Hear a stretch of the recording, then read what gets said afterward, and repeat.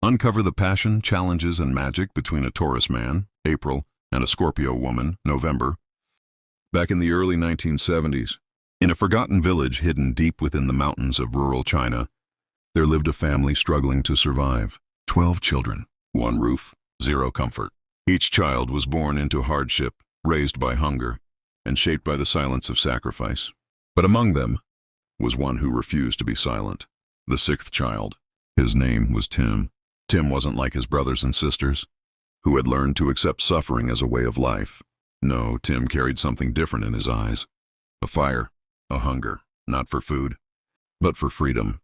He dreamed of a life beyond the rice fields, a life where he didn't have to walk 21 miles every day to attend school barefoot, where he didn't have to wear the same torn shirt for an entire year, where dinner meant more than just rice and salt. From a young age, Tim whispered dreams no one wanted to hear. "I'll start a business," he'd say. "I'll change our lives." But his mother, tired, overwhelmed, believed education was the only way out.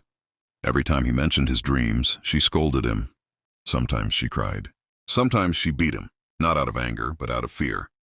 Fear that another dreamer would get lost to the world and never return. But Tim didn't belong in a textbook. He belonged on a journey. And so, at just 13, he made the hardest choice of his life. He left. No goodbyes. No explanations. Just a small bag, some worn-out shoes, and a heart full of stubborn hope. For 9 years, Tim lived like a ghost in a world that didn't care. He washed dishes, carried bricks, fixed bicycles, and swept markets. He slept on cold floors and ate one meal a day. But with every job he learned, he watched how goods moved, how people bargained, how money flowed. And little by little, coin by coin, dream by dream, he began building something out of nothing. At 22, Tim took another leap. He left China. He stepped into a new country where he didn't know the language, the rules, or even the names of the streets. But he had something that needed no translation courage. And that's where he met Rose. Rose's world looked different. But her pain was the same. She came from a family of status and reputation. Her grandparents were respected. Her father was wealthy once. But when Rose was just 13, everything shattered. Her father, once kind and responsible, fell into the shadows of addiction. Gambling, drugs, long nights that turned into ruined mornings. He borrowed money, sold valuables, until there was nothing left but shame and debt. Their beautiful home turned cold. Her mother, pregnant again and again, could barely afford to feed the children she already had. There was no more laughter, only silence, and tears behind closed doors. At 13, Rose made a decision no child should have to make. She quit school. She gave up her youth. She became the provider. With a simple food cart, she began her journey, waking at 4 a.m., working until sunset.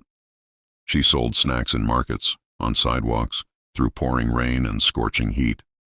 She faced hunger, harassment, and exhaustion, but never gave up. While her friends went to school, she learned to budget. While others played, she learned to endure.